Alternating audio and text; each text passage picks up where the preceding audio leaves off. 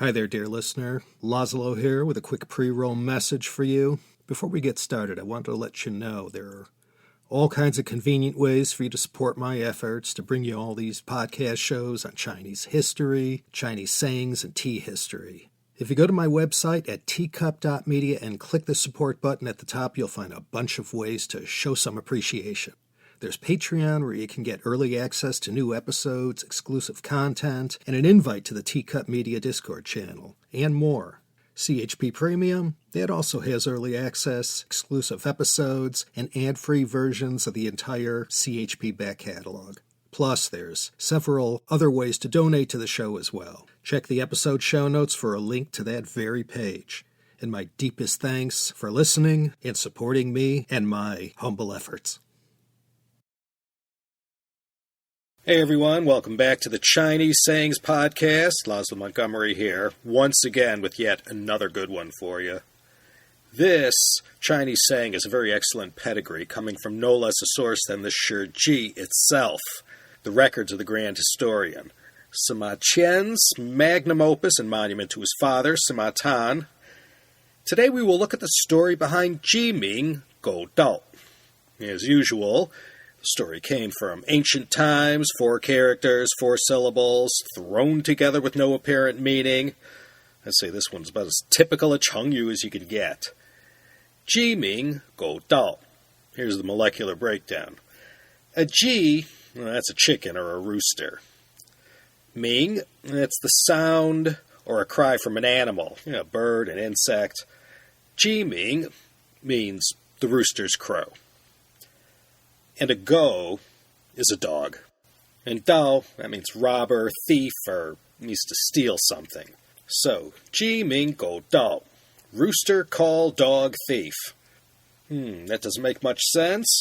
Our story today takes place during the time of King Zhaoxiang of Qin, who reigned from 307 to 250 BCE. He was the great-grandfather of Qin Shi Huang, the first emperor in Chinese history. Qin Shi Huang will declare himself emperor 30 years after the passing of this King Zhaoxiang. So this story, like so many Chengyu, was rooted in the Warring States period that took place during the second half of the Eastern Zhou. It was a bloody period, and underneath the Yellow River Valley from Shanxi to Shandong are buried relics left over from the battlefields of that era. The Qin state, if you recall from those China History podcast episodes 157-158, was by the time of this King Zhaoxiang about to take the fight to the neighboring kingdoms, of which there were 6 major ones left. So this king was always on the lookout for men of talent that he could entice to come to Qin and become part of what was possibly shaping up to be the winning team. And one such man who caught the king's eye was from the state of Qi. Anyone familiar with Shandong province knows Shandong is the land of Qi and Lu. Qi, Lu, Liangguo. Confucius came from the state of Lu. And from this state of Qi came a famous nobleman named Lord Mengchang. Mengchang Jun. He was singled out as one of the 4 most powerful aristocrats of the Warring States period. So he was rather well known by all the leaders of the kingdoms and was a right-hand man to the king of Qi. And if you ask anyone already familiar with Mengchang Jun, they'll tell you this guy had a hell of an entourage. Lord Mengchang, I guess he couldn't say no to anyone because all you practically had to do was knock on his door. You became one of his clients. These kinds of hangers-on are called manke in Chinese, door guests. So, Lord Mengchang had a bit of a reputation of being kind, generous, and someone who showed up for his friends and anyone else who made it to his ever-expanding inner circle. It's said he had as many as 3,000 house guests under his care. And he knew the details of everyone, and when it was their birthday or their son's Manyue ceremony, Lord Mengchang would be there with a gift. Now, the leaders of the other states west of Qi all wished they had Lord Mengchang on their payroll, but nobody wanted him more than King Zhaoxiang of Qin. He sent an emissary to go make an offer to Lord Mengchang to come work in Qin. Well, long story short, he accepted the generous offer, and with his whole entire entourage and a load of gifts, he headed west to the Qin capital of Xianyang. This is near modern-day Xi'an. King Zhaoxiang warmly welcomed him and showed him maximum respect. Lord Mengchang presented the king with a gorgeous white fox fur coat that just took the breath away from the Qin king. He was astounded by its beauty and softness. But the time being the summer months, he told his staff to put it someplace for safekeeping until, November, December came around. In no time at all, King Zhaoxiang promoted Lord Mengchang to be his prime minister. And I can tell you, the long-serving court officials in Xianyang didn't like that too much. They weren't happy at all that their king was showing such favoritism to someone who wasn't even from Qin. And one of these officials told the king, "How can you trust this guy so much? He's like the right-hand man to the king of Qi. How do you know he's going to have the best interests of Qin in mind?"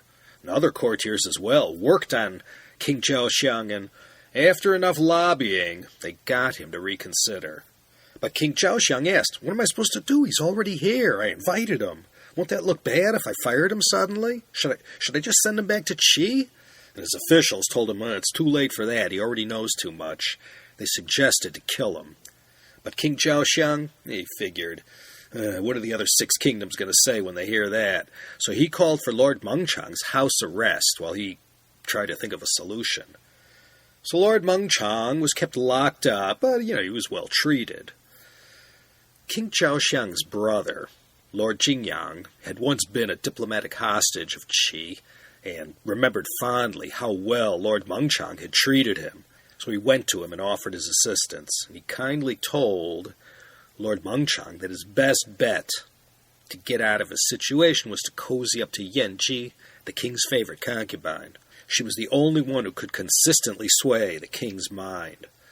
So Lord Mengchang arranged for an exquisite present of white jade to be given to her.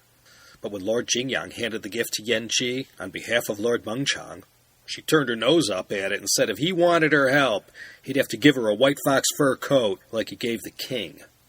Lord Mengchang said that was a one-of-a-kind gift, and they had to kill a lot of rare white foxes to get it. But Lord Jingyang said that was his only way, and Xiang Banfar, think of a way to satisfy Yanji on this request. One of his entourage told Lord Mengchang, "Don't worry, sir. I'll disguise myself as a dog and go steal the coat from the coat room."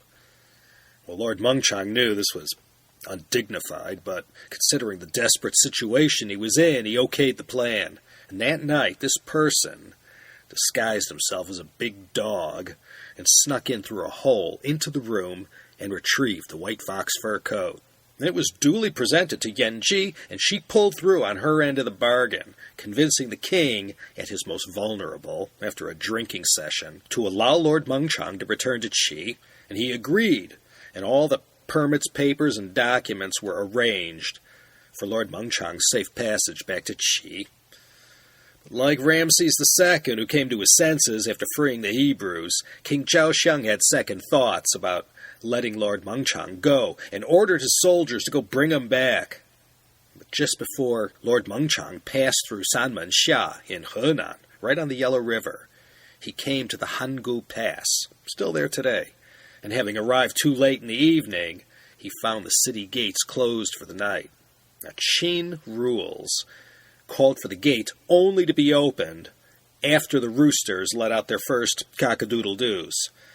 Another member of the entourage stepped forward and began doing just that, imitating a rooster's call. Must have been pretty good, because all the roosters in the area started doing what came natural, and they were all crowing like crazy. And then the gatekeeper looked at his watch and said, "Geez, morning already?" So he opened the gates, and Lord Mengchang and his whole entourage passed through safely and made a beeline for Shandong province. By the time the Qin soldiers arrived at the Hangu Gate, there was already too great a distance between them and Lord Mengchang, so they gave up and turned back. Lord Mengchang breathed a sigh of relief and said that on this occasion he escaped from the tiger's mouth by way of Jiming Go Dao, the call of the rooster and a dog thief. And ever since then, someone who resorts to sneaky means of getting something done is described as Jiming Go Dao, people, usually those without much, if any, talent, who resort to various kinds of tricks and who cheat to get what they want, are also said to be 机敏狗盗. So, someone who isn't too clever and can't solve problems using their wits and who must resort to dirty tricks are often described with this Chengyu, 机敏狗盗. So, that is our Chengyu for this time. On behalf of Joe Wei at our Chengyu Research Center, providing some turbo power to our production department, this is Laszlo Montgomery beseeching you to visit teacup.media if you're so inclined. China History Podcast, China Vintage Hour, this Chinese Sayings Podcast, all available for you. Go check it out. Thanks, everyone. Think about joining me next week, would you, for another fine episode of the Chinese Sayings Podcast.